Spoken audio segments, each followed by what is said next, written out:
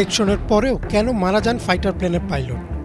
Hollywood Bollywood সিনেমায় একজন পাইলটের seat ejection যতটা সহজভাবে দেখানো হয়, আসলেও কি বিষয়টা ততটাই সহজ? সিট ইজেকশন সিস্টেম সাধারণত যুদ্ধবিমানের একটি গুরুত্বপূর্ণ ও জীবন রক্ষাকারী ফিচার। জরুরি পরিস্থিতিতে পাইলট বা ক্রুকে দ্রুত বিমান থেকে বের করে নিয়ে আসে এই প্রযুক্তি।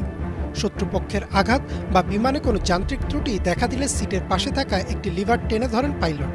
লিভার টানার 0.2 সেকেন্ডের মধ্যেই পাইলটকে বিমান থেকে বের করে নিয়ে আসে এই প্রযুক্তি। লিভার টানার পর কয়েকটি প্রক্রিয়া একসাথে শুরু হয়। প্রথমেই ককপিটের উপরে থাকা কাচের দরজাটা ছিটকে খুলে যায় যেন পাইলটের বের হতে সমস্যা না হয়।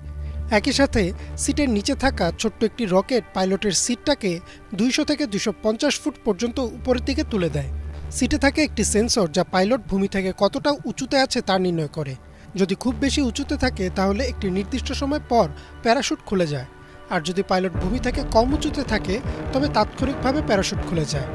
জরুরি পরিস্থিতিতে সিটের লিভার টানা থেকে প্যারাশুট খোলা পর্যন্ত সময় লাগে মাত্র 3 সেকেন্ড। প্যারাশুট খুলে গেলে স্বয়ংক্রিয়ভাবে পাইলট সিট থেকে আলাদা হয়ে যান।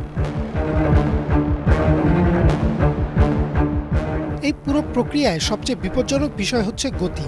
সম্পূর্ণ বিষয়টি ঘটে খুবই দ্রুত, আর প্রচণ্ড গতির কারণে সৃষ্টি হয় প্রচণ্ড শক্তি। এই প্রক্রিয়ায় একজন পাইলট তার শরীরের উপর 14 থেকে 16 জি ফোর্স অনুভব করেন।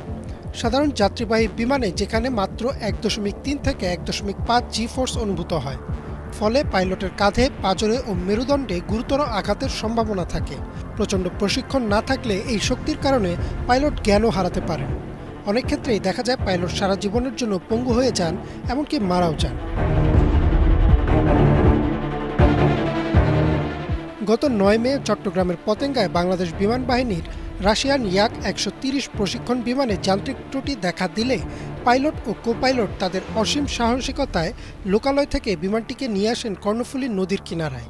দুজনেই বিমান বিধ্বস্ত হওয়ার আগেই ইজেক্ট করলেও স্কোয়াড্রন লিডার মোহাম্মদ আসিম জাওয়াদ মৃত্যুবরণ করেন। তবে অপর pilot wing commander Mohammad Sohan Hasan Khan আহত হলেও প্রাণে বেঁচে যান। শহীদ স্কোয়াড্রন লিডার মোহাম্মদ আসিম জাওয়াদের প্রতি রইল আমাদের বিনম্র শ্রদ্ধা। ইমরান মাহমুদ, বাংলা ভিশন।